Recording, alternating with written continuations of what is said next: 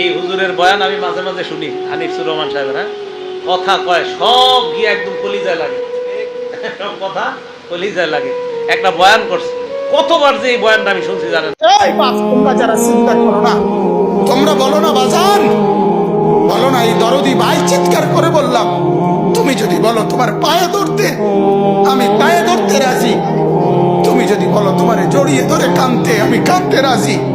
তুমি বলো কেন আল্লাহর সাথে রাগ করলাম, কেন আল্লাহর সাথে রাগ করলাম, কেন আল্লাহর সাথে নারাজ হইলা, কেন সেজদা কপালে ছুটলো না, কেন মালিকের সাথে সারাদিনের এত কিছুর বিনিময়ে আল্লাহ তাআলা একটা মিস কল দিলে, 2 সেকেন্ডের একটা মিস কল দিলে বন্ধু তুমি টের পাও তোমার মোবাইলে মিস কল আসছে।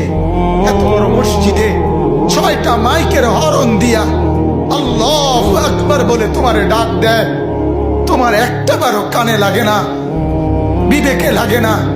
তোর মতো সত্য ডাকাত, তোর মতো পাষাণ বেটার কে হইতে পারে? কথা বলেন না কেন? তুই ডাকাত, কত বড় ডাকাত।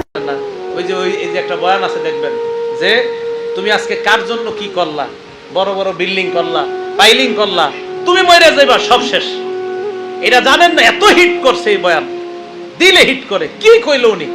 উনি বলতেছে যে আমার বাবা নাই, দাদা নাই, দাদি নাই, কেউ নাই, কিচ্ছু নাই, মিয়া আমিও থাকবো না।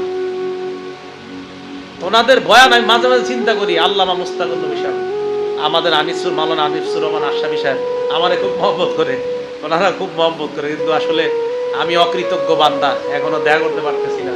যাবো ইনশাআল্লাহ।